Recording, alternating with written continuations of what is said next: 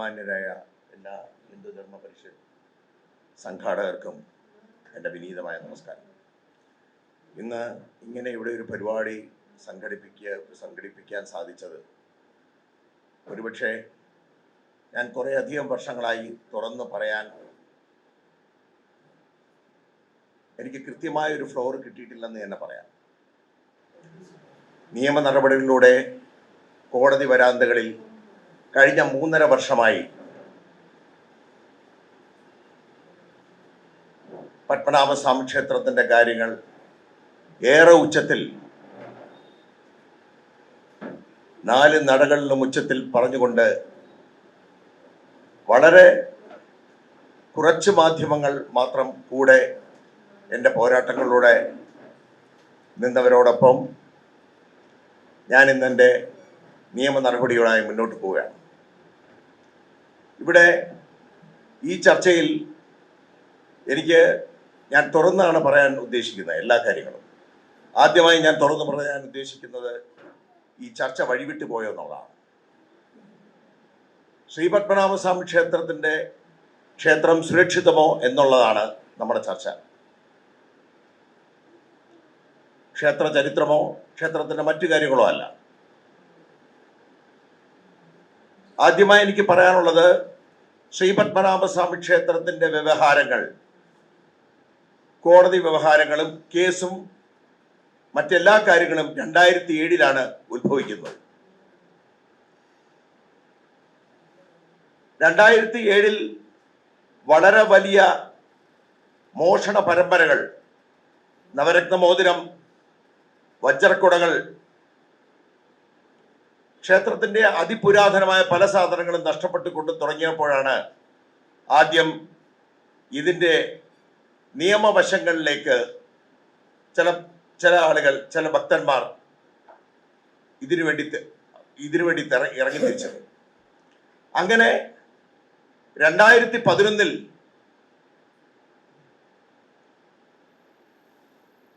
ഒരു വിധി സ്റ്റേറ്റ് ഗവൺമെന്റിന് അനുവദിച്ചു കൊണ്ടുവന്നു. ക്ഷേത്രത്തിൻ്റെ അഡ്മിനിസ്ട്രേഷൻ സ്റ്റേറ്റ് ഗവൺമെന്റിലേക്ക് മാറ്റണം എന്നുള്ള വിധിയായിരുന്നു വന്നത്.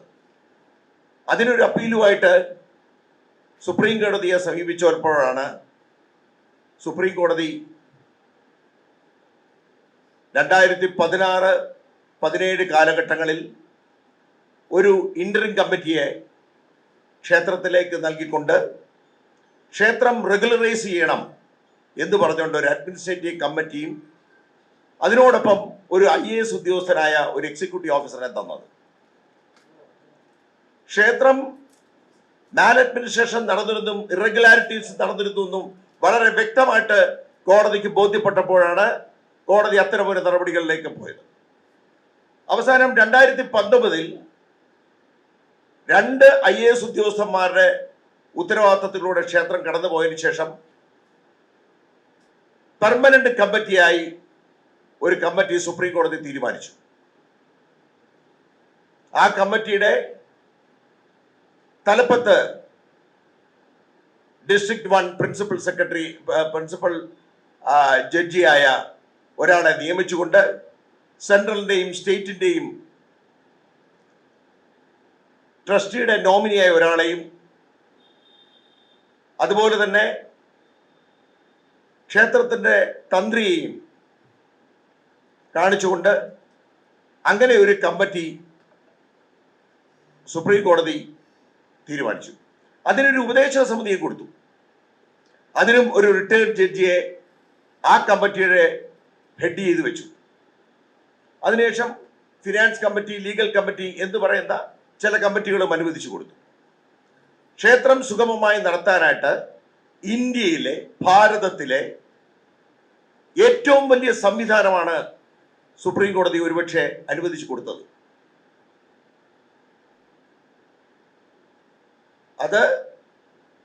അതിൽ നിന്ന് നമുക്കൊരു കാര്യം മനസ്സിലായത്, ഈ ക്ഷേത്രം ഒരു പബ്ലിക് ടെമ്പിളാണ്.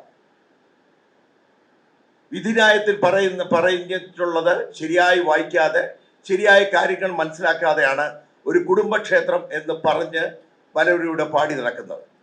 കൃത്യമായി മനസ്സിലാക്കുക, ശ്രീ പത്മനാഭസ്വാമി ക്ഷേത്രം ഇസ് എ പബ്ലിക് ടെമ്പിൾ. അതുകൊണ്ടാണ് സ്റ്റേറ്റ് ഗവൺമെന്റ് ഇന്ന് അവിടെ ഈ പറയുന്ന 300ഓളം വരുന്ന പോലീസുകാർക്ക് ശമ്പളത്തുകയും ഇറ്റയും കോടിക്കണക്കിന് രൂപയ്ക്കുള്ള മെറ്റൽ ഡിറ്റക്ടർ വാങ്ങിച്ചു കൊടുത്തിരിക്കുന്നത്. ഇന്ന് സെൻട്രൽ ഗവൺമെന്റിൽ നമുക്ക് 100 കോടി രൂപ കളക്ട് ചെയ്യാൻ സാധിക്കുന്നത്. And already we are collecting the money from the public also. That is the കാണിക്ക. അപ്പം ഒരു കുടുംബത്തിന്റെ ക്ഷേത്രമാണെങ്കിൽ ഈ 3 കാര്യങ്ങൾ സാധിക്കുമോ? ഇല്ല. ഇപ്പൊ ആറ്റുകാൽ ടെമ്പിൾ അല്ലെങ്കിൽ മറ്റൊരു ക്ഷേത്രം എടുത്താൽ അവരൊരു ടെമ്പിൾ ട്രസ്റ്റ് ഉണ്ടാവും. ആ ട്രസ്റ്റ് വേണം ഈ ക്ഷേത്രത്തിന് പണം സമാഹരിച്ചുകൊണ്ട് ആ ക്ഷേത്രം നടത്തിയെടുക്കാൻ. ഒരിക്കലും ഗവൺമെന്റ് കരുതുന്ന ഒരു തരത്തിലുള്ള പൈസയും സമാഹരിക്കാൻ പാടില്ല. ശ്രീ പത്മനാഭസ്വാമി ടെമ്പിൾ ട്രസ്റ്റ് ഉണ്ടോ? അവിടെ ഒരു കിഴക്കേനടയിൽ വെച്ചിട്ടുണ്ട്. നിങ്ങളൊന്ന് അന്വേഷിച്ച് നോക്കൂ. ആ ടെമ്പിൾ ട്രസ്റ്റ് ശ്രീ പത്മനാഭസ്വാമി ക്ഷേത്രമായിട്ട് ഏതെങ്കിലും തരത്തിൽ ബന്ധമുണ്ടോ? ആ ടെമ്പിൾ ട്രസ്റ്റ് എന്ന് പറയുന്നത് സെപ്പറേറ്റ് എൻറ്റിറ്റിയാണ്. ലോകത്ത് ഒരു സ്ഥലത്തും ഒരു ക്ഷേത്രത്തിന്റെ മുട്ടിൽ നാളെ ഞാനും മഹേഷിയും സരോജിയും കൂടെ ഒരു അവിടെ ട്രസ്റ്റ് രൂപീകരിച്ച ഞങ്ങൾ രൂപീകരിക്കും. ഞങ്ങൾ അതിന്റെ പേരിൽ കോടിക്കണക്കിന് രൂപ നമ്മൾ പിരിക്കും. അതുപോലെ തന്നെയാണ് ഇവിടെ ഒരു ഗോശാല ട്രസ്റ്റ് ഉണ്ടാക്കിയത്. ഇന്ന് അതിന്റെ പടം ഇവിടെ പോയി എന്നറിയില്ല. നമുക്കും സ്വരൂപിക്കാം.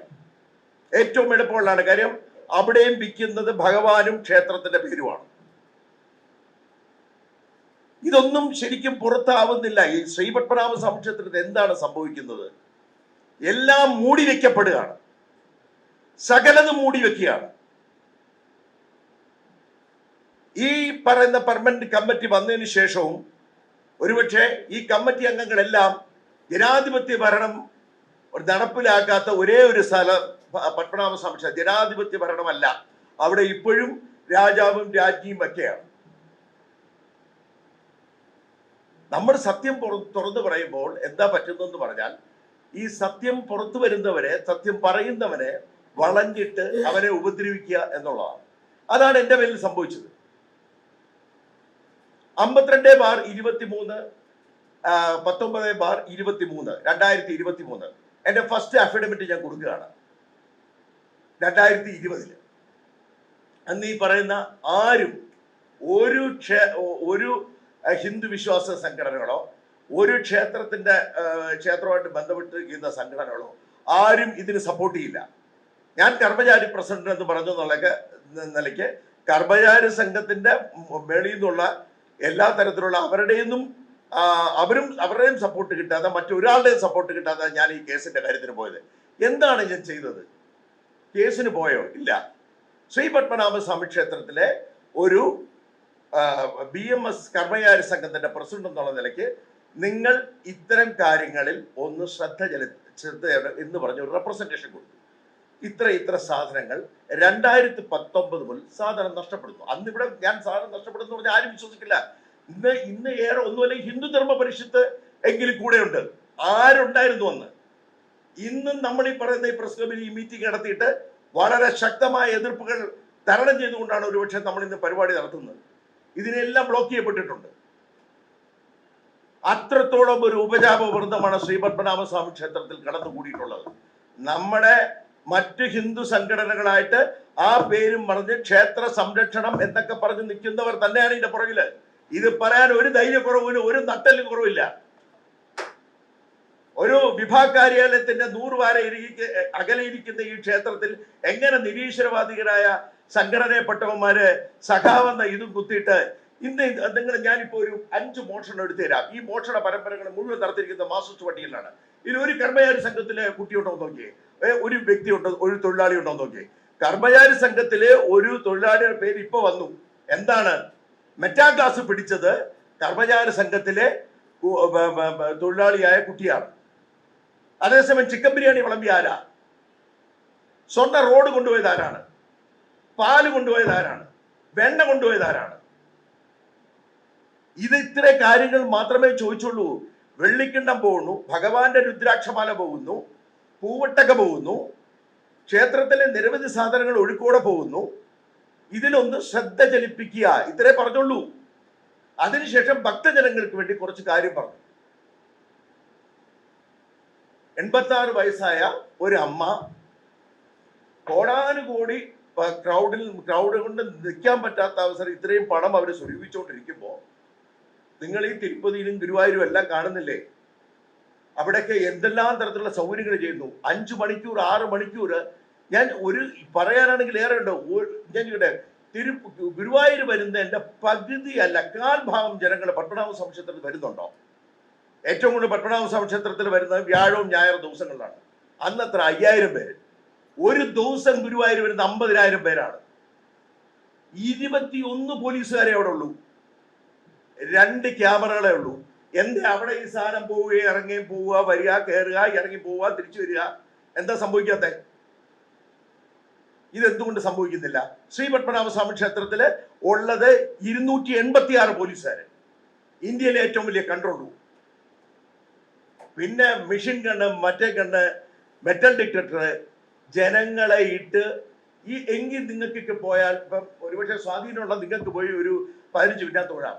ബാക്കിയുള്ളവരെല്ലാം 6 മണിക്കൂർ തൊഴുന്നത് എന്തിന്റെ അടിസ്ഥാനത്തിൽ? ആചാരത്തിന്റെ പേര്.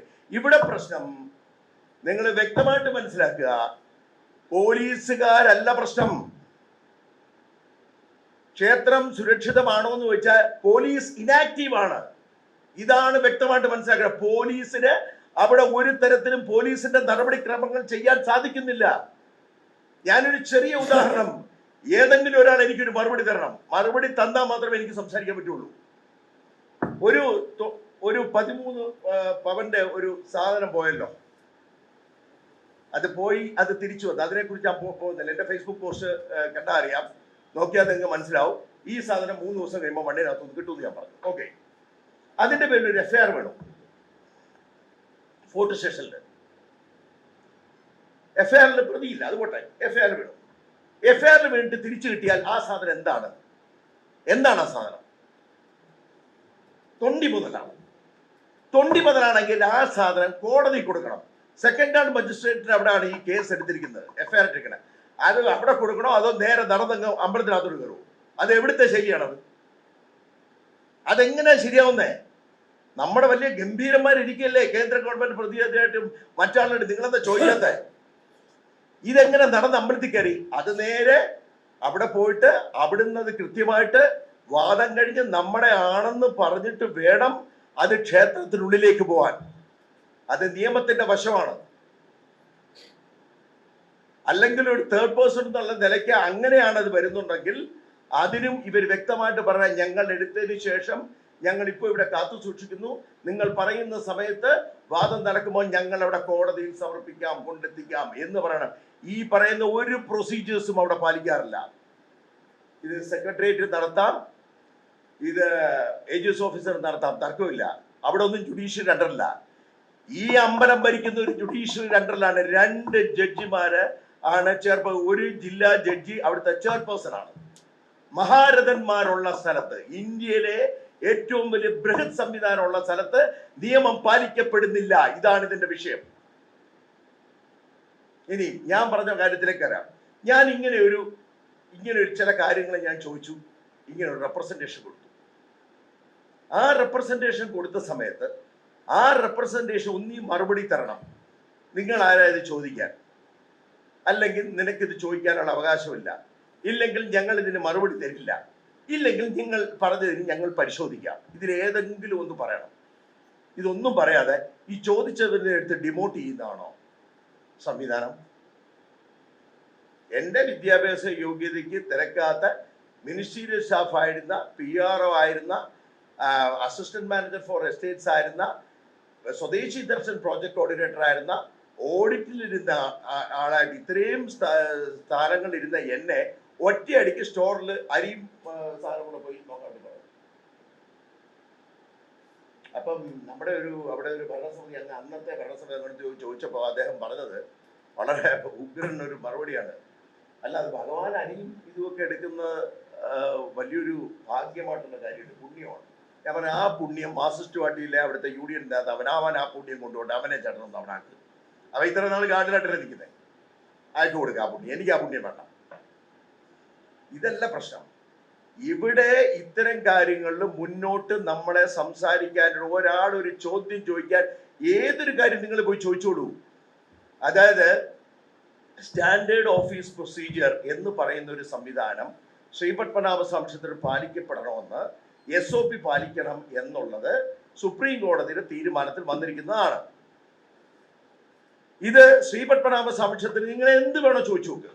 ഏതെങ്കിലും ഒരു വിവരം ഇപ്പൊ നിങ്ങൾക്ക് പുറത്ത് നിങ്ങൾക്ക് ആർക്കെങ്കിലും ഏതെങ്കിലും ഒരു കാര്യം അറിയാൻ പറ്റുന്നുണ്ടോ? ഒന്നുമില്ല.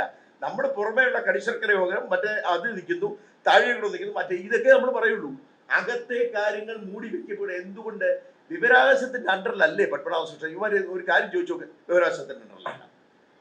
സ്റ്റാൻഡേർഡ് പ്രൊസീജിയർ ഞാൻ ചോദിക്കട്ടെ, ഈ ഇരിക്കുന്ന എക്സിക്യൂട്ടീവ് ഓഫീസർ 2000 തൊട്ട്, അതായത് 2020 തൊട്ടാണ് ഈ പ്രശ്നങ്ങൾ. ഇത്രയും ശ്രീപത്മനാഭസ്വാമി ചരിത്രത്തിൽ ഇത്രയും ഫ്രോഡ് എക്സിക്യൂട്ടീവ് ഓഫീസർ വന്നിട്ടില്ല. അതിന് എന്തിനു കൊണ്ടുവന്നു എന്നുള്ളത് ഞാൻ പിന്നെ പറയാം. ആ ആള് ഞാൻ ചോദിക്കട്ടെ, ഈ മോഷണങ്ങൾക്ക് ഇതിനല്ല പോലീസ് എന്താ ചെയ്യേണ്ടത്? പോലീസിനെ എന്തിനാ നമ്മൾ കുറ്റം പറയുന്നത്? പോലീസ് അവരുടെ പ്രൊസീജിയർ പാലിച്ചുകൊണ്ട് അവർ പല കാര്യങ്ങളും ചോദിച്ചു തരില്ല, ഇതും തരില്ല, അതും തരില്ല.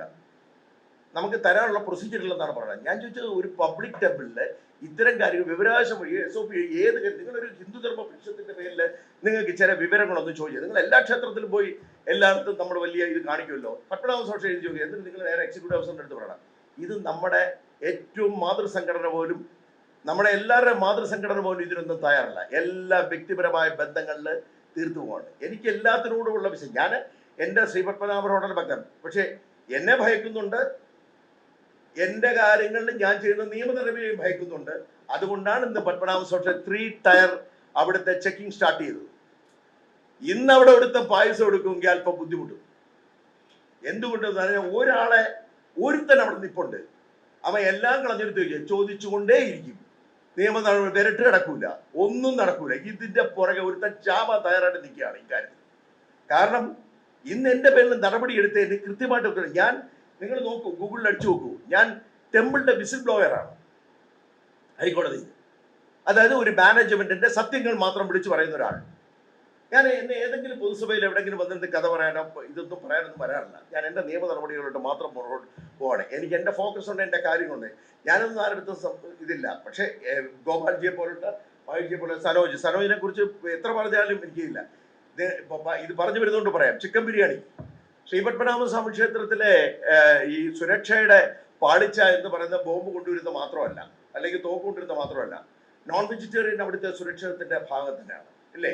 റിച്വൽസ് ആൻഡ് കസ്റ്റംസിന് എതിരായിട്ടുള്ള സാധനമാണ് നോൺ വെജിറ്റേറിയൻ കേൾക്കുന്നത്. എന്തുകൊണ്ടാണ്? ഇദ്ദേഹം പറഞ്ഞ 12,000 സാളഗ്രാമം വെച്ച് പൂജിക്കുന്ന ഒരു സ്ഥലമായിരുന്നു. എന്തുകൊണ്ട് ഈ 46 പാക്കറ്റ്സ് അതിനകത്ത് വന്നപ്പം ചെക്ക് ചെയ്യാൻ പറ്റിയില്ല? അവിടെ പോലീസ് ചെക്ക് ചെയ്യും. അത് മഹേഷിന്റെ തീരുമാനം അനുസരിച്ച് വന്ന കാര്യം. പോലീസ് മാറിയില്ല, പോലീസും തൊടാനില്ല. എന്തുകൊണ്ട്? ഇപ്പൊ DGP പറഞ്ഞു ചോദിക്കട്ടെ, ഒരു ഹോം സെക്രട്ടറി ചോദിച്ചിട്ടുള്ള നിരവധി ലെറ്റേഴ്സ് ഞാൻ കാണിച്ചുതരാം. ഇയാൾ നിശാർത്ഥമായി ഒരു സാധാരണപ്പെട്ട ഒരു ഗവൺമെന്റ് അണ്ടർ സെക്രട്ടറി ആയിരുന്ന, അല്ലെങ്കിൽ ഗവൺമെന്റ് സ്ഥാപന സെക്രട്ടറിയുടെ ഒരു ഉദ്യോഗസ്ഥന് ഒരു ഹോം സെക്രട്ടറിയുടെ ചീഫ് സെക്രട്ടറിയുടെ ഇതിനെ കൊടുക്കാനില്ലാതെ ഇത്ര ധാർഷ്ട്യത്തോടെ പോയാൽ അയാൾക്ക് ആരാണ് അയാളുടെ ബാക്ക് ബോൺ? ആരാണ് അയാളുടെ നട്ടലിന് പവർ കൊടുക്കുന്നത്? ഈ ഭരണസമിതി അംഗങ്ങൾ. നമ്മൾ ഭരണസമിതി അംഗത്തിന് നാട്ടിരിക്കാനല്ല നിൽക്കുന്നത്. ഈ സംവിധാനം മാറ്റണം. പത്മനാഭ ദേവസ്വത്തിലേക്കാണ് ഈ ശ്രീപത്മനാഭസ്വാമി ക്ഷേത്രം എന്ന് ശരിയാവുമെന്ന് പറഞ്ഞാൽ നമ്മള് ഇത് പൊതുസമൂഹത്തിനും എല്ലാവരും ഭക്തർക്കും ഇത് നേരെ പത്മനാഭ ദേവസ്വം തന്നെ വരണം. ഇത് ഇവരുടെ ആരുടെയും ക്ഷേത്രമല്ല. ഈ വെച്ചിരിക്കുന്ന സംവിധാനം അട്ടർ ഫ്ലോപ്പ് ആണെന്ന് കഴിഞ്ഞ 5-6 വർഷമായിട്ട് വീണ്ടും തെളിയിച്ചുകൊണ്ടിരിക്കുകയാണ്. ഇതിനി ആര് നിർത്തിയാലും, ഞാൻ ഈ ഫൈറ്റ് നിർത്തിയാലും ഭഗവാൻ നിർത്തില്ല. അതുകൊണ്ടാണ് സാധനങ്ങൾക്കായി വെണ്ണയായി, സ്വർണമായി, ചന്ദനമായി, ഓടക്കുഴലായി, വലംപിരി ശങ്കായി. എന്താണ് കാര്യം?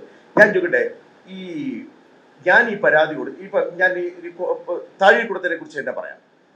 ഞാൻ ചോദിച്ചിട്ടുള്ള ചോദ്യത്തിൽ ഞാൻ ചോദിച്ചൊരു കാര്യമുണ്ട്. ഒരു താഴെക്കുടം സ്പോൺസർ ചെയ്തിരിക്കുന്നത് ഞാനാണ്. നിങ്ങൾ കണ്ടോ? ഇവിടെ താഴെക്കുടം സ്പോൺസർക്ക് 3-1 ഞാനാണ്. ഞാൻ പൈസ അടച്ച എൻ്റെ റെസീപ്റ്റ് എട്ടിയിലുണ്ട്. ഞാനെല്ലാം നിങ്ങൾ ഈ പറയുന്ന സാധനങ്ങളെല്ലാം ഞാൻ എൻ്റെ കോപ്പി എടുത്ത് തന്നേക്കാം. പൈസ അടയ്ക്കാൻ വേണ്ടി അവിടുത്തെ എക്സിക്യൂട്ടീവ് ഓഫീസർ രതീഷിനായി തന്ന എൻട്രസ്റ്റ് ചെയ്ത ലെറ്റർ ഉണ്ട്. നിങ്ങളെ ഞാൻ നിയമിക്കുന്നു, നിങ്ങൾക്ക് പൈസ അടയ്ക്കാം. പത്മനാഭസ്വാമി അല്ല, ചുമ്മാ അദ്ദേഹം പറയാൻ ചെയ്യാൻ പറ്റില്ലല്ലോ. പത്മനാഭസ്വാമി താഴെക്കുടത്തിൽ നിങ്ങൾ പൈസ അടയ്ക്കും. പൈസ റിസീവ് ചെയ്യുന്ന ഹരിഹര അസോസിയേറ്റ്സിന്റെ ഇതുണ്ട്. ഓക്കെ, ഇത്രയുണ്ട്. എന്നാൽ താഴെക്കുടം വെക്കുന്ന സമയത്ത് ബബ്ലു ശങ്കറിനെ മാത്രം ഇൻവൈറ്റ് ചെയ്യാതെ ബാക്കി 2 ലളിത് ബസലിനും ഗണേശ് ഗണപതിയെയും വിളിച്ചു. എന്താണെന്നറിയാമോ? ഈ താഴെ കൂടെ 9 വർഷമായിട്ട് വെക്കാതിരുന്നപ്പോൾ ഈ കോടതി വരാന്തയിൽ കയറിയാണ് എന്തുകൊണ്ട് താഴെ കൂടെ വെക്കുന്നില്ല എന്ന് പറഞ്ഞാൽ ആ 9 ഫയലുകൾ സ്റ്റാർട്ട് ചെയ്തത് ഞാൻ കാണാം. ഈ 9 വർഷം എന്താ കോടതി പറഞ്ഞതെന്നറിയാമോ? ഇത് നിങ്ങൾ പരിശോധിക്കുന്നത് നിങ്ങൾ എനിക്കിന്റെ പുറകെ സമയമില്ല, കാരണം എനിക്ക് മറ്റു കാര്യങ്ങളുണ്ട്. ഇപ്പൊ എന്നെ പുറത്ത് നിർത്തിയിരിക്കണം, എനിക്ക് തിരിച്ചു കയറണം. ഒരു വിസിൽ ബ്ലോവറിനെ പുറത്ത് നിർത്തിയാൽ അതെങ്ങനെ കോടതി എടുക്കുന്നത്? ഏതെങ്കിലും ഒരു കോടതി കാണും പലയിടത്തും പോയി അത്താഴം കഴിക്കാത്തത്. അത് അപ്പൊ കോടതി അതിന്റെ കാര്യത്തിൽ മുന്നോട്ട് പൊക്കോളും. അപ്പോ എന്താ പറ്റിയിരിക്കുന്നത് പറഞ്ഞാല് ഈ ഇവര് ഇവിടുന്ന് വന്നിട്ടുള്ള നമ്മുടെ തിരിച്ച് കടിശർക്കര യോഗം ചെയ്തു തീർക്കാത്തതുകൊണ്ട്, ഭഗവാന്റെ ശരീരം ഇത്രയും പാളിച്ചയിൽ കിടക്കുന്നുണ്ട്, അത് ചെയ്തു തീർത്താൽ മാത്രമേ താഴെക്കുടം വെക്കാൻ സാധിക്കുകയുള്ളൂ എന്നാണ് ഇവർ കോടതിയിൽ എഴുതി കൊടുത്തത്. ഇപ്പൊ താഴെക്കുടം കടിശർക്കര യോഗം ചെയ്തു തീർത്തിട്ടാണോ വെച്ചത് താഴെക്കുടം? അപ്പൊ പിന്നെ ചെയ്തിരിക്കുന്ന ആചാരവിരുദ്ധമായ കാര്യമല്ലേ? ഇത് ആരാ എഴുതി കൊടുത്തത്? ബഹുമാനപ്പെട്ട തന്ത്രിയല്ലേ കൊടുത്തത്. അപ്പൊ ഇവരെല്ലാരും ഞാൻ പറയുന്നു വളരെ അഡ്ജസ്റ്റ്മെന്റ് ആണ്.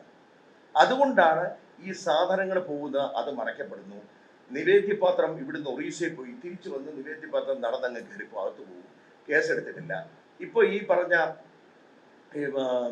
ഗർഭഗ്രഹത്തിൽ നിന്ന് തങ്കം എടുത്ത് റോഡാക്കി ആ സാധനം പോയി തിരിച്ചു വന്നു, അതിനെ അങ്ങ് അകത്ത് കയറ്റും. ഞാൻ ചോദിച്ചാൽ ഇത് മറ്റാർക്കെ ഇത് ഇങ്ങനെ ഒരു FIR വരുമ്പോൾ ഇവിടെ പരാതി കൊടുക്കേണ്ട ആരാണ്? ഒരു മാനേജ്മെന്റ് ഇത്രയും വലിയൊരു സംവിധാനത്തിൽ ഇരിക്കുമ്പം നിങ്ങൾ കണ്ടിട്ടുണ്ടോ? നമ്മളിപ്പോൾ ഒരു ശ്രീകണ്ഠേശ്വരത്തിൽ വന്നാൽ ആ പരാതി കൊടുക്കുക അവിടുത്തെ അഡ്മിനിസ്ട്രേറ്ററായി. ശ്രീപത്മനാഭ സംക്ഷേത്രത്തിൽ മാത്രം പറഞ്ഞാൽ എക്സിക്യൂട്ടീവ് ഓഫീസർ മാത്രം ഒരു സ്ഥലത്തും പരാതി. അവിടുത്തെ ഏതെങ്കിലും ഡെയിലി ബേസ് കാരണമോ സാധാരണ ജീവനക്കാരനെ കൊണ്ടായിരുന്നു. അതാണ് വളർന്നത്. അതുപോലെ തന്നെയാണ് ഈ ചിക്കൻ ബിരിയാണി വിഷയം. ചിക്കൻ ബിരിയാണി എവിടാണ് ഉത്സവമാണോ? ശ്രീപത്മനാഭ സ്വാമി ക്ഷേത്രമായിട്ട് ഏറ്റവും അഡ്ജസ്റ്റന്റ് ആയിട്ടിരിക്കുന്ന ക്ഷേത്ര, ഈ പറഞ്ഞ പോലെ ആചാര്യന്മാര് ഉത്സവം നടത്താൻ വന്ന് താമസിക്കുന്ന, ആഹാരം കഴിക്കുന്ന സ്ഥലമാണ് ശ്രീപത്മനാഭ സ്വാമി ക്ഷേത്രം. എന്ന് ഞാൻ മിക്ക ഫോട്ടോയിലും നമ്മൾ കാണുന്നത് എന്താണ്? രാമനാമടം, ഉത്സവമഠം, മിത്രാനന്തപുരം കുളം, പത്മതീർത്ഥക്കുളം, വൈകുണ്ഠം, ഈ ബൃഹത് സംവിധാനം എല്ലാം ഡിവൈൻ സെന്റേഴ്സ് ആണ്. ഒരു പാർട്ടിക്കാരനെ സംബന്ധിച്ചില്ല. അവൻ ആ പാർട്ടിക്കാരൻ എന്ത് ചെയ്തു? അവന്റെ മകന് ജോലി കിട്ടി എന്ന് പറഞ്ഞ് ചിക്കൻ വേണി. ഞാനിത് അറിഞ്ഞിട്ട് അവനെ വിളിച്ചിട്ട് ഞാൻ പറഞ്ഞു നോൺ വെജിറ്റേറിയൻ കൊടുക്കരുത്, അത് കൊടുത്താൽ ഇല്ല, കൊടുക്കില്ല എന്ന് അയാൾ ഉറപ്പ് പറഞ്ഞാണ്. എക്സിക്യൂട്ടീവ് ഓഫീസർ പറഞ്ഞു ഇത് ഓഫീസാണ്, അങ്ങനെയൊന്നുമില്ല, കൊടുക്കാൻ പറഞ്ഞു. അന്ന് പിറ്റേ ദിവസം രാവിലെ കൊടുത്തപ്പോൾ ഞാൻ പറഞ്ഞു ഇത് നീ ചെയ്തതിന് നീ അനുഭവിക്കും, നീയും അനുഭവിക്കും, നിന്റെ എക്സിക്യൂട്ടീവ് ഓഫീസർ വരും. പക്ഷേ എക്സിക്യൂട്ടീവ് ഓഫീസർ വളരെ ബുദ്ധിപൂർവ്വം ആ ഡെയിലി വേസിനെ പറഞ്ഞു എടുത്തുകൊണ്ട് അയാളെ തടിതെറ്റി അയാൾ ഊരിക്കൊടുക്കും. ഇത് മുഴുവൻ എക്സിക്യൂട്ടീവ് ഓഫീസർ ചെയ്തു വെക്കുന്ന തെറ്റ്. പക്ഷേ നമ്മൾ എക്സിക്യൂട്ടീവ് ഓഫീസറിന്റെ മേളിൽ ഒരു കോൺട്രാക്ട് എംപ്ലോയി ആയ എക്സിക്യൂട്ടീവ് ഓഫീസർ എങ്ങനെ ഭരണസമിതിക്ക് മേളിൽ പവർ സെന്റർ ആയെന്നുള്ളതാണ് നമ്മൾ ഏറ്റവും കൂടുതൽ മനസ്സിലാക്കുന്നത്. ഈ മോഷണങ്ങളെല്ലാം നടക്കുന്ന സമയത്ത് പുള്ളിക്ക് നിർത്തലാക്കി, പുള്ളി ഇവിടുത്തെ ഓരോ സാധനങ്ങൾ, ഈ 1ഉം 2ഉം സാധനങ്ങളല്ല. ഇപ്പൊ ഞാൻ ഈ പറയുന്നത് ഈ കഴിഞ്ഞ 2021 ശേഷം ഏകദേശം ഇതുവരെ നിന്നിട്ടില്ല 10ഓ 12ഓ സാധനങ്ങളായി. അപ്പൊ ഈ സാധനങ്ങൾ ഒന്നും ഒരു കാരണം വെച്ചാൽ ഒരു സ്ഥലത്ത് നിന്ന് നിർത്തലാക്കാതെ ഇത് പോകൊണ്ടിരിക്കുകയാണ്, വീണ്ടും പോവാണ്.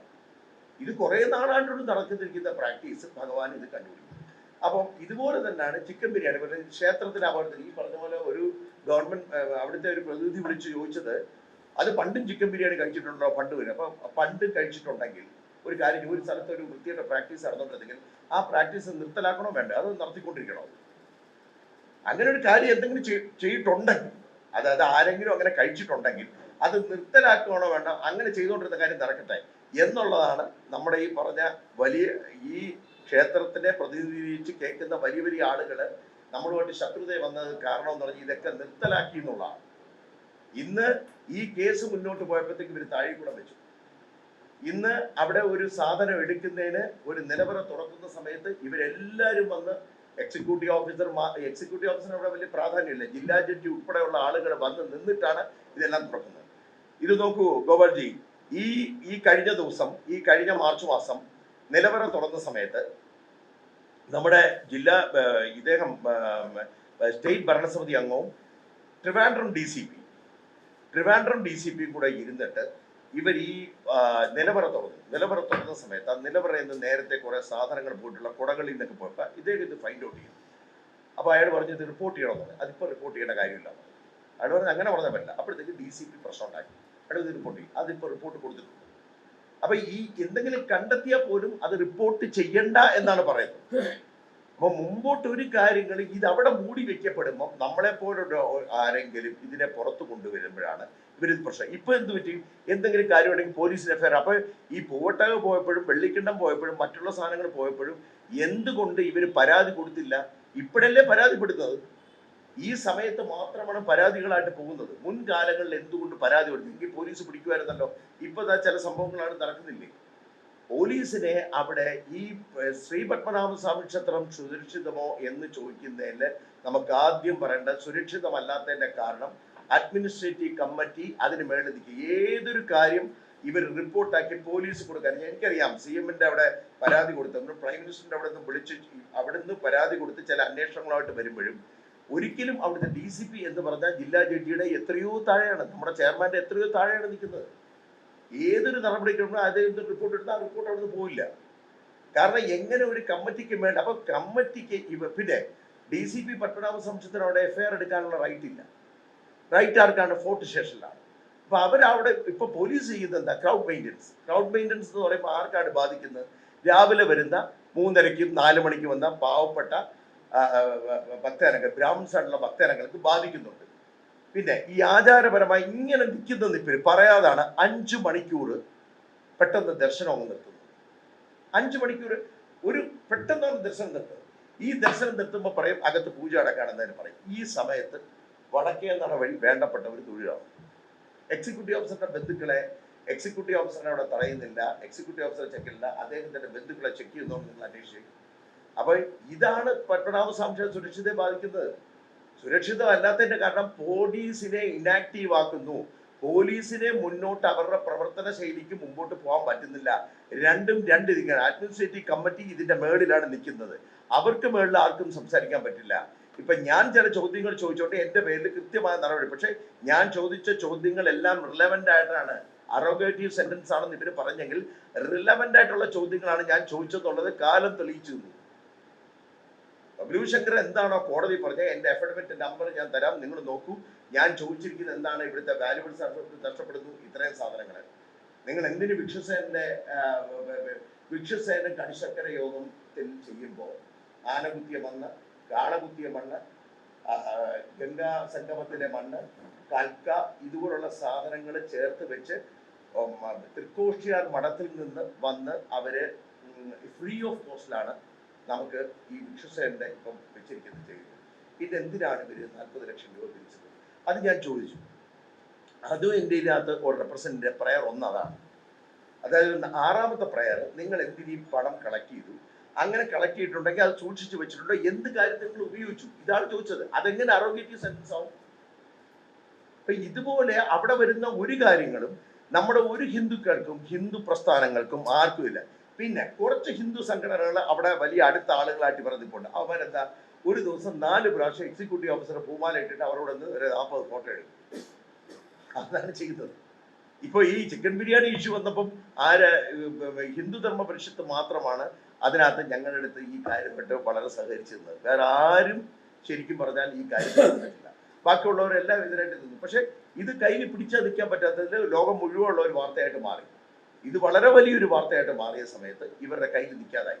ഇന്നും ജനങ്ങളുടെ ഇടയിൽ ഇവർ കൺഫ്യൂഷൻ ഉണ്ടാക്കിയ ചിക്കൻ ബിരിയാണി വിളമ്പിയോ അല്ലോ ചിക്കൻ ബിരിയാണി ഇത് ആരോണ്ടോ ഉണ്ടാക്കിയ അവന്റെ തലയിലുണ്ടായ ബുദ്ധി കൊണ്ട് അവൻ ചെയ്തതാണോ എന്നുള്ളതാണ് പറയുന്നത്.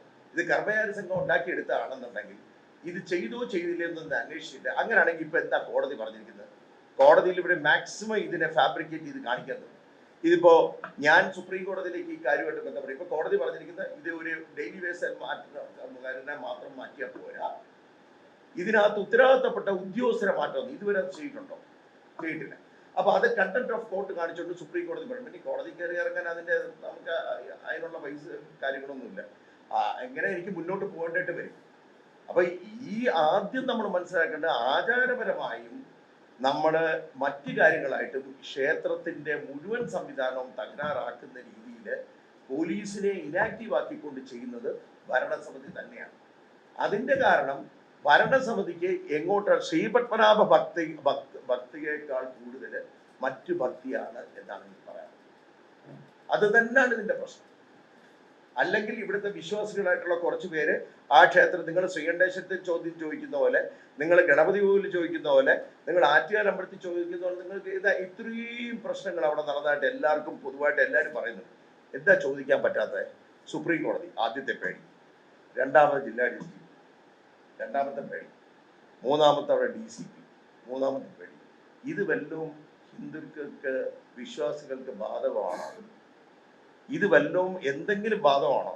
നമ്മൾ പത്മനാഭസ്വാമി ക്ഷേത്രത്തിലെ ഒരു സംഘടന, ക്ഷേത്രവുമായിട്ട് ബന്ധപ്പെട്ട വിശ്വാസികളുടെ സംഘടന ഉണ്ടാക്കിയിട്ട് നിങ്ങളൊരു ലെറ്റർ പാഡ് കോടതി കൊടുക്കും. ആ ലെറ്റർ പാഡിന് എത്ര വില കോടതി തരുന്നത് നിങ്ങൾക്ക് അതിൽ നിന്ന് മനസ്സിലാവും. കോടതി അതിനാണ് വില കൊടുത്തത്, വിശ്വാസികൾക്കാണ്. വിശ്വാസികൾക്ക് തന്നെയാണ് അവസരം. അതുകൊണ്ടാണ് വിശ്വാസികൾക്കായിട്ടുള്ള ശ്രീ പത്മനാഭ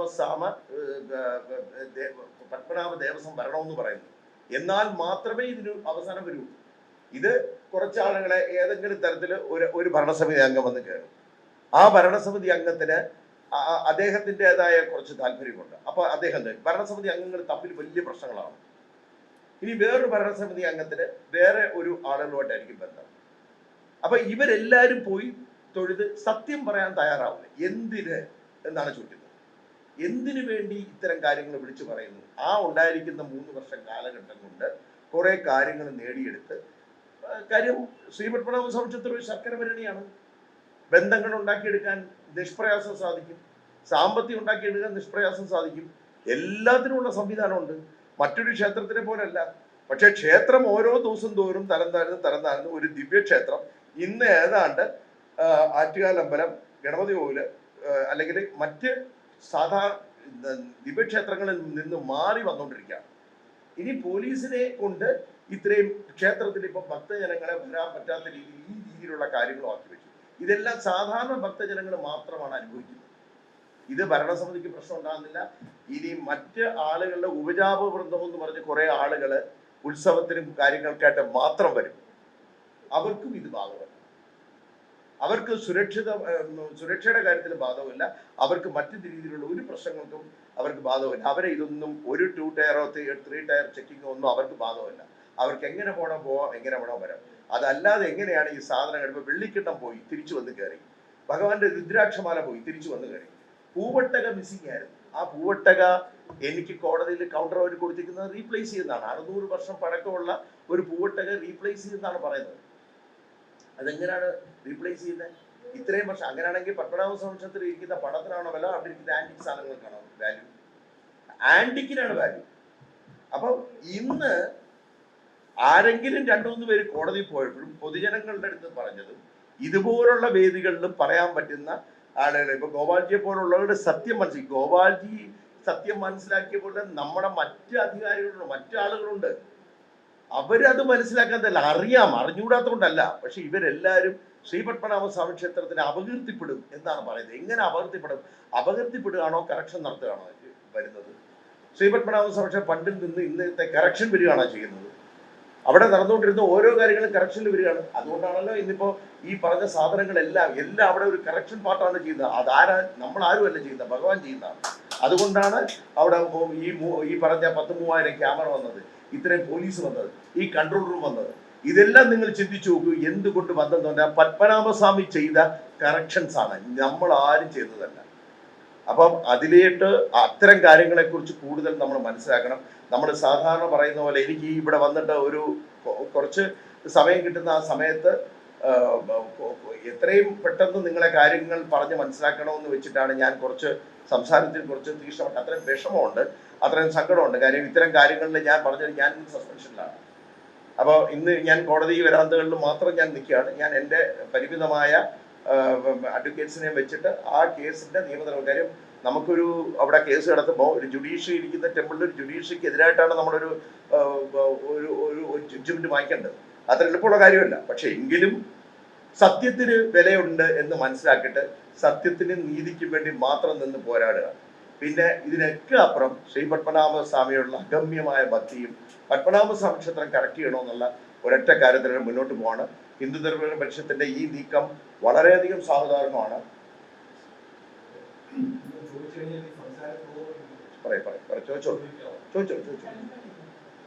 ചോദിച്ചോളൂ, കുഴപ്പമില്ല.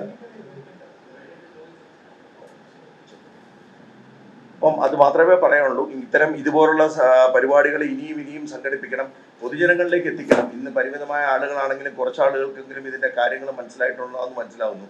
അപ്പം ഈ പണ്ട് നടന്നിട്ടുള്ള കാര്യങ്ങളെക്കുറിച്ചൊന്നും നമ്മൾ പറയുന്നില്ല. പിന്നെ ഇതിനിടയിൽ ഞാനൊരു കാര്യം നമ്മുടെ കുറച്ച് ആളുകളെങ്കിൽ മനസ്സിലായി, ഈ ബി നിലവറയെക്കുറിച്ച് വളരെ ദുരൂഹമായ ഒരു കാര്യം കേൾക്കുക. വളരെ തെറ്റായ ഒരു ഇതാണ്. ബി നിലവറ എത്രയോ പ്രാവശ്യം തുറന്നു കഴിഞ്ഞു. 8, 9, 10 പ്രാവശ്യം തുറന്നതാണ്. നിങ്ങൾ ജഡ്ജിമെന്റ് എടുത്ത് വായിച്ചാൽ അത് നിങ്ങൾക്ക് മനസ്സിലാവും. ഗോപാൽ സുബ്രഹ്മണ്യത്തിന്റെ റിപ്പോർട്ടും വിനോദയുടെ റിപ്പോർട്ടും എടുത്ത് നോക്കിയാൽ അറിയാം. 9, 10 പ്രാവശ്യം ബി നിലവറ തുറന്ന് കൽമണ്ഡപത്തിൽ എങ്ങനെയാണ് സ്വർണം പൂശിയിരിക്കുന്നത്. ഞാൻ പറയുന്ന അമ്പലത്തിന്റെ 4 ദിക്ക് ഞാൻ പറഞ്ഞില്ല. ആ 4 ദിക്ക് വെച്ചിരിക്കുന്ന സ്വർണം എവിടുന്ന് എടുത്തത്? പുറത്തുനിന്ന് കൊണ്ടുവന്നാണോ അതോ നിലവറയിൽ നിന്ന് എടുത്താണോ? ബി നിലവറ തുറന്നിട്ടില്ല എന്നും തുറന്നാൽ അത് ഇപ്പം പാമ്പ് കടൽ കയറും എന്നൊക്കെ പറയുന്നത് നമുക്കത് അത്ര അങ്ങോട്ട് ഇത് ചെയ്യാൻ പറ്റില്ല. ശരിക്കും ഇന്ന് ഇവർക്ക് ഡിസ്ക്രിപ്ഷൻ കൊടുത്തിട്ടുണ്ട് ഈ ഭരണസമിതിക്ക്. അപ്പൊ ഇതെല്ലാം തുറന്ന് എല്ലാം അതിന്റെ രീതിക്കൊത്ത് വന്ന് അതിനെ ശരിയായിട്ടുള്ള രീതിയിൽ വെച്ച് ഇതിനെല്ലാം നല്ലൊരു സംവിധാനത്തിലേക്ക് വരണമെന്നുണ്ട്. കാര്യം ഇത് രാജ്യത്തിന്റെ സ്വത്താണ്. ഈ പറഞ്ഞ പോലെ നമ്മൾ കണ്ടെത്തിയിരിക്കുന്നു പറഞ്ഞു എന്നല്ല, അതീവ നിഗൂഢമായ രഹസ്യങ്ങളുള്ള ഒരു സ്ഥലമാണ്. അപ്പം ശ്രീപത്മനാഭസ്വാമിയെ കാത്തു സംരക്ഷിക്കേണ്ട നമ്മുടെ ഭക്തജനങ്ങളുടെ ആവശ്യമാണ്. ആ ഭക്തജനങ്ങൾക്ക് സുഗമമായ ദർശനം നടത്തി കൊടുക്കാനായിട്ട് ഈ പറയുന്ന പോലീസ് സംവിധാനത്തിന് ഇതിനേക്കാൾ എത്ര ഇരട്ടി ജനങ്ങളാണ് ഗുരുവായൂർ വരുന്നത്. നമ്മളെക്കാൾ ഇരട്ടി. നമുക്ക് ഈ പറയുന്ന സ്വത്തുക്കൾ ഇങ്ങനെ വരുന്നുള്ളൂ. അതേസമയം വരുമാനത്തിന്റെ കാര്യത്തിൽ തിരുപ്പതി എത്രയോ മേളിലാണ്, പത്മനാഭസ്വാമി ക്ഷേത്രത്തിന്റെ മേളിലാണ്. നമുക്ക് ഇന്നുള്ളതിന്റെ എത്രയോ ഇരട്ടി ആളുകളാണ് ഗുരുവായൂർ വരുന്നത്. അപ്പൊ ഈ പോലീസിന്റെ സംവിധാനം വെച്ചുകൊണ്ട് അവിടെ ദർശന സൗകര്യം ഇല്ലാത്തത് വലിയൊരു പരാജയമാണ്. ഇതിൽ ഹിന്ദുധർമ്മ പരിഷത്ത് വളരെ ശക്തമായിട്ട് ഇടപെടണം. ഗോപാൽജിയെ പോലുള്ളവര് നമുക്ക് ഈ ഫീൽഡിൽ ഇങ്ങനെ നിൽക്കുന്നത് നമ്മുടെ വലിയൊരു ഭാഗ്യമാണ്. ഏതായാലും എന്നെ ഇങ്ങനെ ഒരു കാര്യത്തിന് വിളിച്ചാൽ ഞാൻ വളരെയധികം നന്ദിയുള്ളതാണ്.